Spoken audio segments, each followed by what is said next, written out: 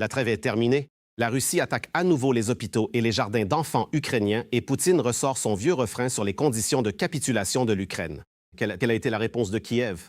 La visite de Trump à Xi Jinping. Les relations entre les États-Unis et la Chine semblent de franchir un nouveau cap, et ce nouveau tournant pourrait mettre fin à la guerre en Ukraine. L'intrépide Poutine est allé à la rencontre du peuple. Le Kremlin a montré Poutine saluant un passant au hasard, mais il s'est avéré être un employé de la société gérant les villas de Poutine et de la mère de Kabaeva. Le hantavirus mortel a atteint l'Europe et la propagande russe l'utilise déjà à ses propres fins. Nous allons vous expliquer ce qui ne va pas avec cette opération d'influence. Nous allons parler de tout cela et bien plus encore en détail dès maintenant. Et s'il vous plaît, n'oubliez pas de mettre un pouce bleu à cette émission. Et c'est parti. Le président Volodymyr Zelensky a déclaré qu'en reprenant ses attaques contre l'Ukraine avec des drones et des bombes aériennes, la Russie a elle-même choisi de rompre le calme relatif et a rappelé que l'Ukraine répondrait de manière symétrique. Les bombes aériennes sont de retour sur le front, plus de 80 et plus de 30 frappes aériennes ont été enregistrées. Des drones d'attaque ont été abattus dans les régions de Dnipropetrovsk, Jitomir, Mykolaïv, Soumy, Kharkiv, Tchernihiv ainsi qu'à Kiev et sa région. Des installations énergétiques, des immeubles d'habitation et un jardin d'enfants ont été endommagés. Une locomotive civile ordinaire a également été frappée sur la voie ferrée. La Russie doit mettre fin à cette guerre et c'est à elle de faire un pas vers un véritable cessez-le-feu durable, a souligné Zelensky. Selon lui, tant que cela n'est pas fait, les sanctions contre Moscou sont nécessaires et doivent continuer à s'appliquer et à se durcir.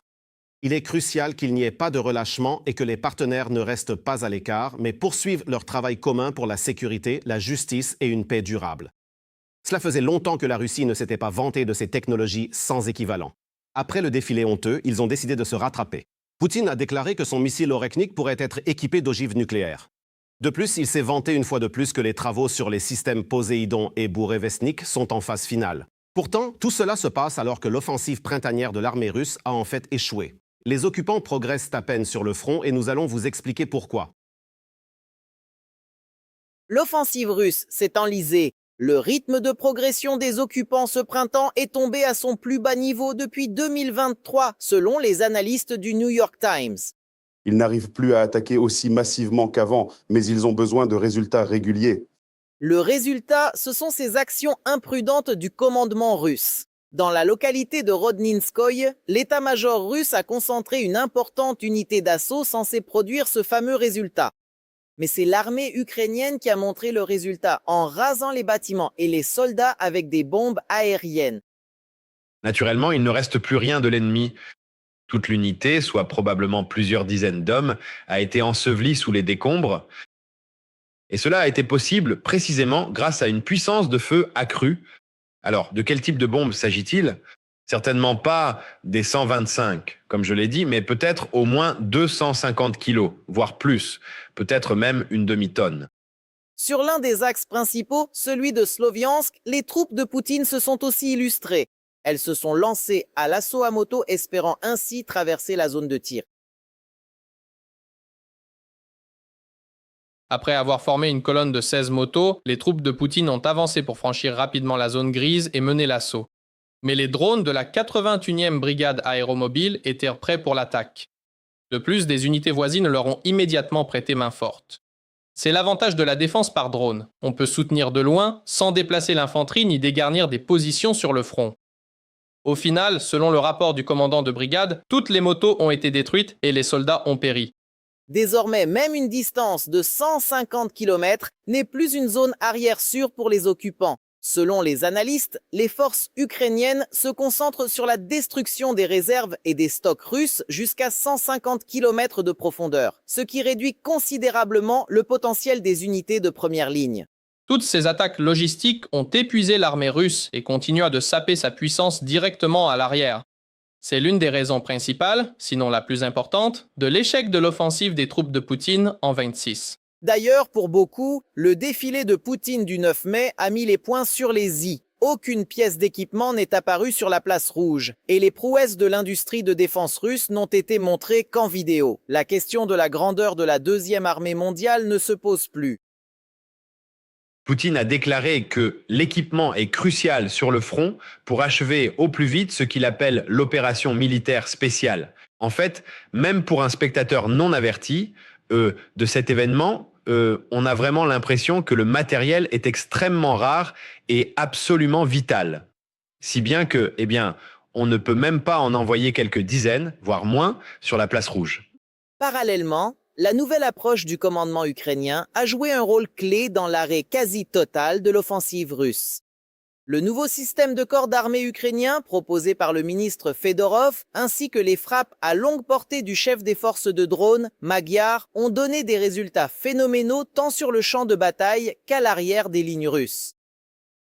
Les forces de drone poursuivent leur lutte fondamentale contre la défense antiaérienne russe.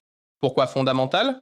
Parce que l'élimination des systèmes antiaériens près du front permet ensuite d'attaquer assez librement la logistique et divers sites clés comme les dépôts, les quartiers généraux ou les bases militaires.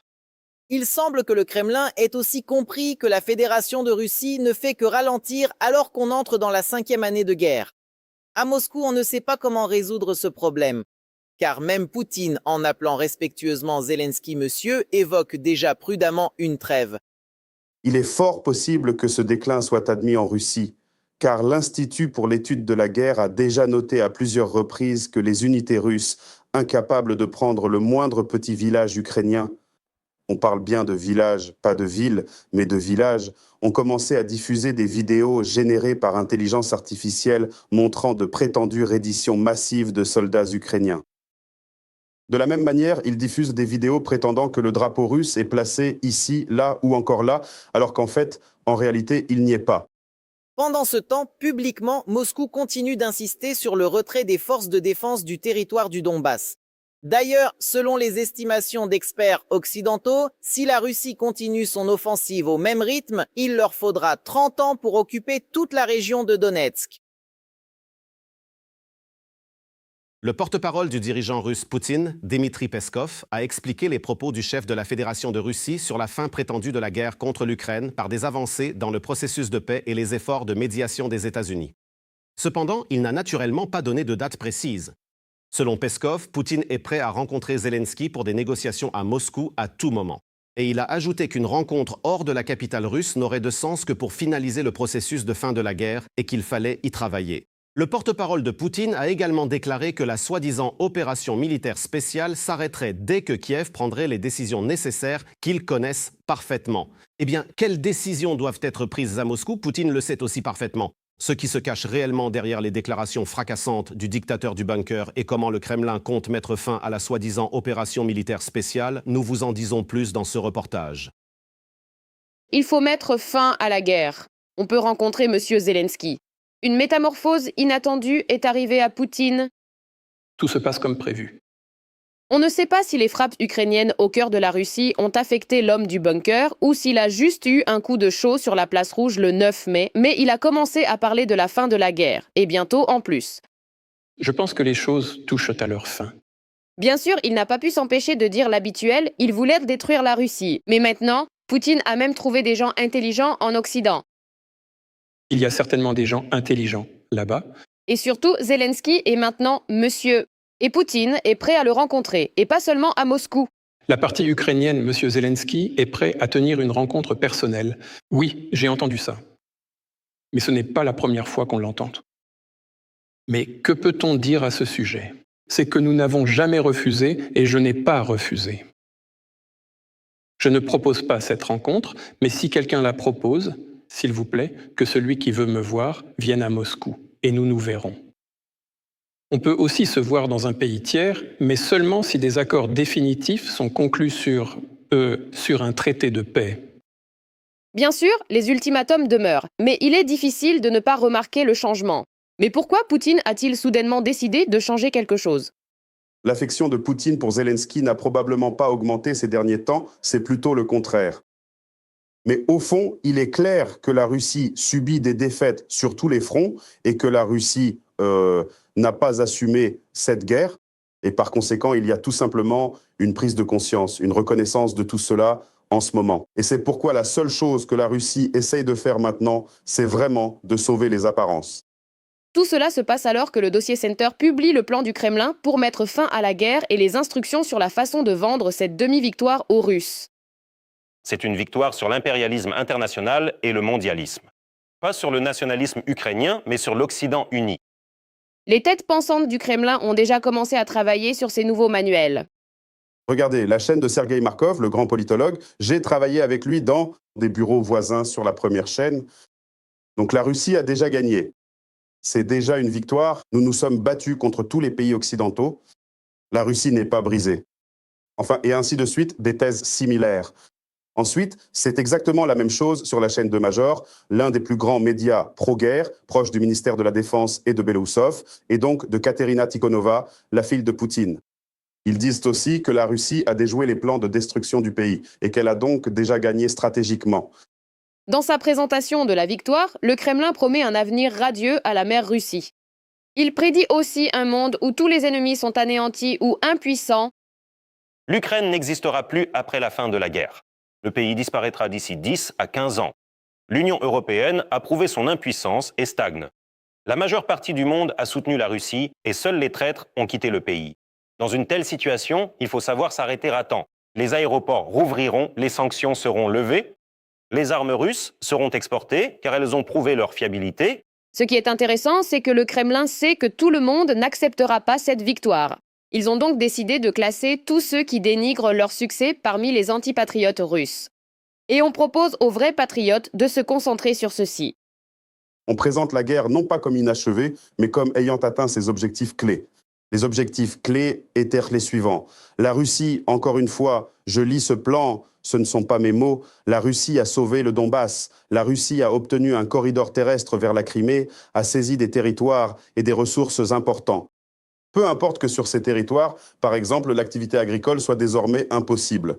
Elle a renforcé sa souveraineté et surtout, comme ils l'écrivent, c'est la cerise sur le gâteau, la Russie a résisté à une guerre contre l'Occident collectif composée de 50 pays qui se sont battus contre notre petite Russie. Mais la fin de la guerre, dont Poutine a soudainement parlé et dont rêve l'aile plus libérale du Kremlin, n'est qu'un scénario possible. Car à côté du camp favorable à une fin rapide de la guerre, il y a aussi au Kremlin ceux qui veulent se battre jusqu'au bout. Lors de la même conférence de presse où Poutine a parlé de la fin de l'opération militaire spéciale, il a également soutenu le camp pro-guerre. Les forces armées doivent, eux, vraiment concentrer toute leur attention et leurs efforts sur la défaite finale de l'ennemi, dans le cadre de l'opération militaire spéciale en cours, afin d'assurer le succès de cette mission importante. Avouez que l'ambiance n'est pas vraiment à la paix. Quand le pays est dirigé par un vieux schizophrène, il est assez difficile de prédire quoi que ce soit avec certitude, car on ne sait jamais quelle mouche va le piquer. Cependant, il existe une troisième option. Toutes ces déclarations pourraient être du bluff. Les analystes de l'Institut pour l'étude de la guerre sont convaincus qu'en réalité, personne au Kremlin ne veut la paix. Poutine et ses acolytes joueraient la carte de la paix pour apaiser les tensions dues aux frappes ukrainiennes à longue portée sur la Russie et à d'autres problèmes. Le Kremlin tente probablement de plaire à son public national, qui ressent de plus en plus les effets de plus de 4 ans de guerre et de l'incapacité de la Russie à repousser les frappes ukrainiennes à longue portée. Par conséquent, tous les discours actuels du Kremlin sur la paix ne doivent pas être vus comme un changement de cap, mais comme une nouvelle étape du jeu. Car pendant que certains au Kremlin écrivent le scénario de la victoire, d'autres appellent à nouveau à achever les ennemis.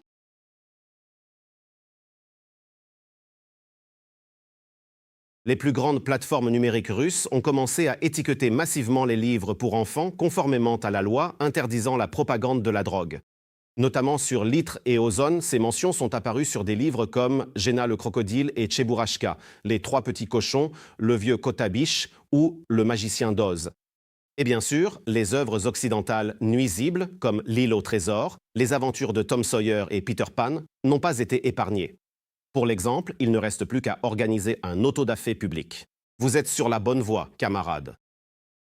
Enfin, quelle voie? Au-delà du périphérique de Moscou, il n'y en a toujours pas. Juste des directions, mais les fonds publics vont directement à la guerre contre l'Ukraine. Les Russes allaient commencer déjà à comprendre que quelque chose ne va pas. Mais oseront-ils une véritable révolte pour renverser le pouvoir? Voyons cela. Pendant que la propagande russe continue de vanter la grandeur de la superpuissance, la Russie elle-même croule littéralement sous ses propres problèmes. Et il ne s'agit pas du tout du front en ce moment. Des palettes sont disposées dans la cour, à partir de l'entrée. Regardez cette misère, comment les gens marchent, le parterre de fleurs est inondé. Regardez cette fille qui se bouche le nez parce que l'odeur est insupportable. C'est la ville d'Engels dans la région de Saratov. C'est de là que décollent régulièrement les bombardiers russes pour lancer des missiles sur les villes ukrainiennes la nuit. Maintenant, la ville se noie dans ses propres excréments. Le terrain de jeu, les bancs, le bac à sable, tout cela tient encore bien le coup, malgré les années qui passent. Une panne majeure du collecteur principal a transformé les rues en rivières malodorantes et en rives fécales. La merde inonde les cours, les sous-sols et les rez-de-chaussée des immeubles d'habitation. Et c'est comme ça qu'on emmène les petits-enfants à la maternelle. Impossible d'accéder à l'école. Je veux dire, c'est quoi ces conditions? L'eau monte. Voici la première marche. Elle est déjà presque arrivée à la première marche. Je vais essayer de sortir. Voilà la situation dans la cour. Regardez mes fleurs qui poussent. Regardez, tout est inondé. Plus de 200 000 personnes sont privées d'eau en pleines vacances de mai. L'état d'urgence a été décrété et Rospotrebnadzor conseille de ne boire que de l'eau en bouteille ou bouillie. Comme d'habitude, les services municipaux ont d'abord fait semblant de gérer la situation, mais après les fortes pluies, le système a fini par lâcher complètement. On demande maintenant officiellement aux gens de ne plus utiliser ni les toilettes ni les éviers, car sans pression suffisante, les déchets s'accumulent et bouchent les tuyaux. J'ai écrit hier, j'ai envie de faire caca, mais je ne peux pas. Pendant ce temps, même sans l'armée ukrainienne, les infrastructures russes continuent de brûler. Cette fois, c'est le géant métallurgique Severstal à Tcherepovets qui a pris feu. L'incendie a ravagé 300 mètres carrés et la fumée était visible de presque toute la ville. Pourtant, il n'y a aucun danger et tout est sous contrôle, selon les autorités russes. Sauf que des barils de benzène et d'huiles industrielles étaient en train de brûler. Et à Tuapse, l'odeur de la stabilité se fait encore sentir aujourd'hui. Il ne faut surtout pas croire que l'impact sur l'homme et la nature s'arrête vraiment quand l'incendie s'éteint. Non, car ces substances toxiques migrent dans l'environnement et finiront par pénétrer dans l'organisme humain. Après l'incendie, on relève toujours une forte concentration de benzène dans l'air. On conseille aux habitants de rester calfeutrés, de porter des masques et même d'enlever leurs lentilles. Un léger dépassement des normes sanitaires pour la concentration de benzène dans l'air a été noté. La pollution est moindre que lors du précédent incendie du 20 avril dû à une attaque de drone. État-major opérationnel de la région de Krasnodar. En réalité, la situation est dangereuse pour la santé et une évacuation est nécessaire. Dans ce cas précis, ces substances sont extrêmement nombreuses. Elles sont surtout nocives pour les personnes souffrant de bronchite ou d'asthme. Le benzène est un cancérogène de classe 1. Il peut provoquer certains cancers, comme la leucémie. Une situation similaire se dessine aujourd'hui dans d'autres régions russes. À Perm, après un incendie, aucun excès n'a été relevé malgré une pluie de pétrole comme à Tuapse. À Ijevsk, c'est une autre forme de stabilité écologique. Les habitants se plaignent de la poussière rousse qui recouvre la neige près de la briqueterie. Des contrôles ont déjà révélé des taux nocifs, mais l'élite de Poutine s'en moque, elle ne respire pas cet air. Dans ces trois cas, le pouvoir répète que tout est sous contrôle et qu'il n'y a aucun danger. Pourtant, les habitants se plaignent d'une odeur âcre de troubles respiratoires, de l'air pollué et d'effets qui pourraient nuire longtemps à la santé des gens. Je disais il y a peu, nous allons les faire plier. Il y a des raisons de croire que nous allons les achever. Et pendant que le Kremlin dépense des milliards pour la guerre et les missiles, ses propres villes croulent sous la merde, étouffent sous le benzène et côtoient des infrastructures délabrées. Ainsi, le système de Poutine s'est tué ses propres citoyens non seulement dans une guerre honteuse, mais aussi par sa prétendue stabilité. Le Kremlin a publié une vidéo de la rencontre de Poutine avec son ancienne institutrice. Lors de cet échange, il salue un passant prétendument fortuit, lui serre la main, s'enquiert de la météo et de ses impressions sur Moscou. L'analyse de l'agence a révélé que le rôle du passant était joué par Alexandre Bazarny, ex-employé d'une société gérant les villas de Poutine et de la mère de sa compagne, Alina Kabaeva. Eh bien, la mise en scène de Poutine allant à la rencontre du peuple sans crainte a, comme d'habitude, réussi. Ce théâtre a été nécessaire à Poutine une semaine après qu'un service de renseignement européen a publié un rapport sur le renforcement de sa sécurité. Il a été rapporté qu'il ne se rendait même plus dans ses résidences de la région de Moscou et de Valdaï. Tandis que Poutine voit son institutrice et son personnel, Trump s'apprête à rendre visite à Xi Jinping. Les relations sino-américaines semblent franchir un nouveau cap et ce tournant pourrait mettre fin à la guerre en Ukraine. Les détails dans notre reportage. Trump s'envole pour la Chine. Une rencontre difficile s'annonce. Le président Trump aborde ces négociations en position de grande faiblesse. Auparavant, cette visite avait été annulée en raison de la guerre avec l'Iran. Le gouvernement de Xi n'était pas prêt pour cette rencontre tant que le conflit n'était pas réglé. La Chine a officiellement annoncé les dates de la visite de Donald Trump en Chine, du 13 au 15 mai. Les chefs des deux plus grandes économies mondiales auront leurs premiers entretiens directs en plus de 6 mois pour stabiliser des liens tendus par le commerce, la guerre des États-Unis et d'Israël contre l'Iran et d'autres litiges. C'est la première visite de Trump en Chine depuis 8 ans. La dernière fois qu'un dirigeant américain s'est rendu en Chine, c'était en 2017, lors du premier mandat de Trump. Le précédent président américain, Joe Biden, n'a pas visité l'Empire du Milieu, mais Trump et Xi se sont vus à l'automne 2025 en Corée du Sud lors du sommet de la coopération économique Asie-Pacifique. Depuis lors, ils n'ont eu que des entretiens téléphoniques. Trump doit montrer qu'il n'a pas peur de la Chine. Il a lancé plusieurs avertissements, mais il ne les a pas mis à exécution. Par exemple, une taxe supplémentaire de 50% sur les livraisons d'armes à l'Iran pendant la guerre. Il était presque certain que la Chine l'a fait et aucun tarif n'a été imposé. Les Chinois ont une mentalité très arrogante et je pense qu'il sera assez difficile de traiter avec eux. Trump arrivera en Chine mercredi. Jeudi, il rencontrera Xi Jinping, après quoi les dirigeants visiteront le Temple du Ciel et participeront à un banquet d'État en soirée. Vendredi, un déjeuner de travail aura lieu, après quoi Trump rentrera aux États-Unis. La guerre avec l'Iran devrait occuper une place centrale dans les négociations. La Chine joue clairement un rôle clé car elle fournit à l'Iran un soutien diplomatique, médiatique, économique, des renseignements sur les cibles, des armes, presque tout, sauf des troupes au sol. La guerre au Moyen-Orient a fortement impacté les marchés mondiaux de l'énergie et aggravé les tensions entre les États-Unis et la Chine. Si la Chine souhaite vraiment que la situation se fige d'une manière ou d'une autre, elle doit offrir à Trump quelque chose de suffisamment intéressant en échange. Par exemple, échanger le gel de la situation en Iran contre celui en Ukraine, pourquoi pas? Un autre sujet crucial que Trump et Xi Jinping aborderont est la guerre en Ukraine.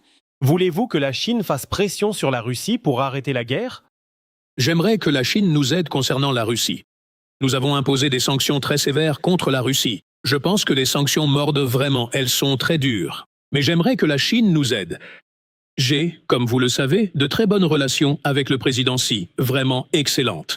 L'agression de Poutine sera certainement débattue, même si rien ne filtre en dehors de la salle de négociation. La guerre en Ukraine reste un gouffre qui dévore énormément de ressources. Oui, il est vrai que Trump manque de moyens suffisants pour pouvoir produire toutes les armes que finalement exigent toutes ces guerres qui sont actuellement en cours. Et donc, naturellement, il souhaiterait que la situation commence à se stabiliser ici. Les experts en sont convaincus. Le vilain du bunker a lassé les deux leaders, car Trump et Xi aiment l'argent et l'argent aime le calme. Selon des sources proches des pourparlers, les deux camps analyseront l'économie russe et sa future place dans le monde.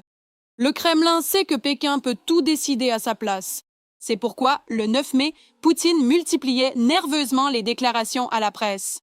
La situation géopolitique telle qu'elle s'est présentée au soir du 9 mai s'est nettement dégradée pour Vladimir Poutine, ce qui l'a contraint à organiser en toute hâte ce briefing exceptionnel et urgent, au cours duquel, attention, il va faire des annonces importantes. Concentrons-nous bien sur ce point précis, car ce qu'il va dire ici est vraiment essentiel.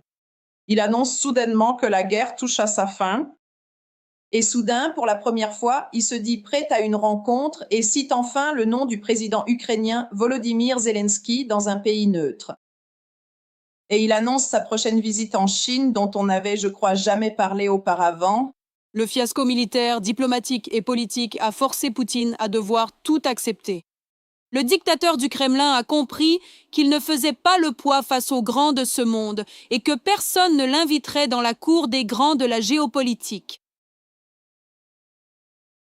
La Russie n'a jamais été un acteur mondial de poids, mais depuis le début de la guerre en Ukraine, elle est devenue un véritable paria. L'économie est en ruine, l'armée est discréditée. Personne ne prend au sérieux de tels faiblards. Cette peur est, bien sûr, la plus forte pour lui, car il a vu comment les États-Unis se sont mis d'accord au Venezuela, quand l'entourage proche a lâché Maduro et l'a envoyé dans une prison américaine. Une prison américaine. Et d'un autre côté, il a vu comment ils ont éliminé Khomeini.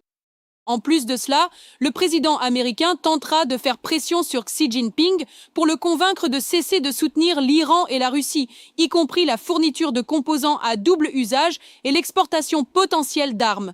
Dans cette situation où Trump, je dirais, a été déçu par Poutine en tant que partenaire potentiel, un partenaire comme la Chine commence à l'intéresser.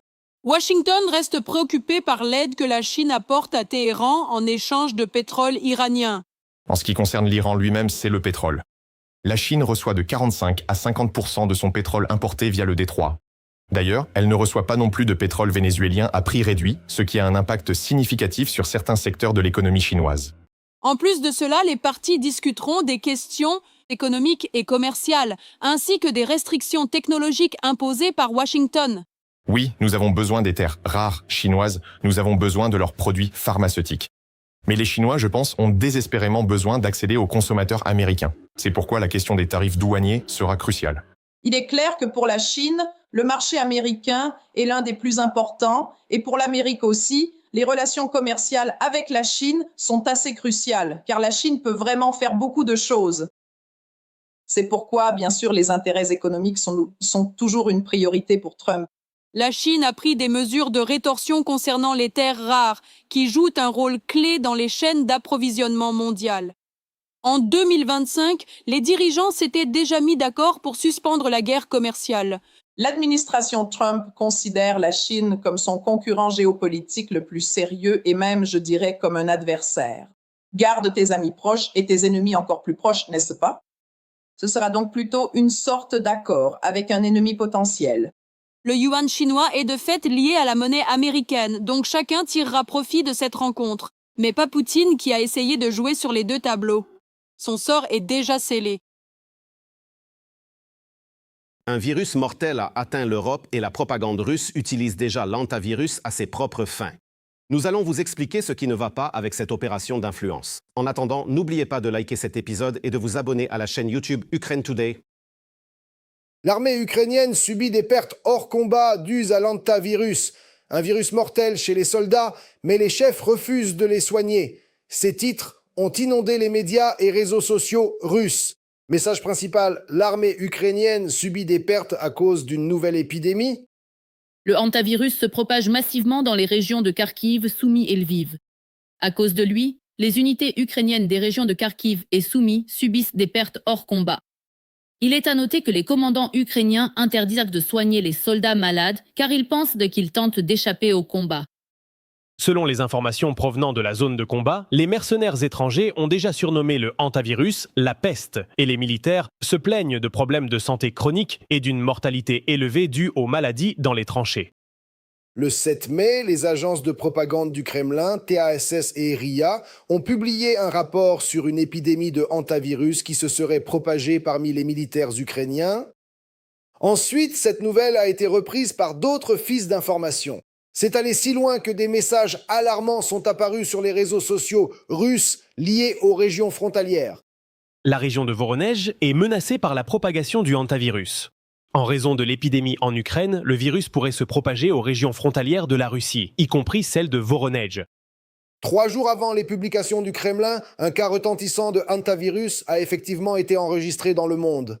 Le 4 mai, une épidémie a été détectée à bord du navire de croisière Hondius qui voyageait de l'Argentine au Cap-Vert. Sur 8 cas confirmés, 3 patients sont décédés. Une quarantaine allant jusqu'à 8 semaines a été déclarée sur le navire. Le 10 mai, le paquebot est arrivé à Tenerife où les autres passagers ont été évacués. Il s'agit de la souche Andes. La seule variété de hantavirus pour laquelle la transmission d'homme à homme est documentée. En Ukraine, l'infection par le hantavirus est en réalité répandue dans tout le pays. Mais c'est un tableau bien différent de celui que dépeint le Kremlin.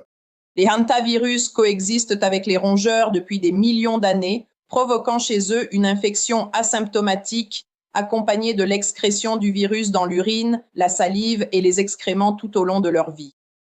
L'homme est infecté en inhalant de la poussière contenant des sécrétions séchées, ainsi que, plus rarement, par contact avec des surfaces contaminées. Et seule la transmission limitée d'homme à homme a été documentée pour le hantavirus Andes découvert sur le navire. Cette épidémie est une rare combinaison d'une souche dangereuse, provoquant un syndrome cardio-pulmonaire sévère non observé dans notre pays. Nous avons la FHSR, d'un environnement clos et de déplacements mondiaux de personnes. Bien sûr, il n'est pas question actuellement d'une propagation mondiale et encore moins d'une pandémie. Les médias du Kremlin ont immédiatement tenté d'exploiter l'épidémie sur le navire de croisière et l'intérêt croissant du public pour ce sujet, en liant cette nouvelle à une épidémie au sein des forces armées ukrainiennes. Mais une fois de plus, ça n'a pas marché. Le Centre de lutte contre la désinformation a immédiatement publié un démenti. L'hantavirus mortel a aussi décimé les soldats ukrainiens. Faux. En Ukraine, un seul cas de fièvre dû à une infection par hantavirus a été enregistré.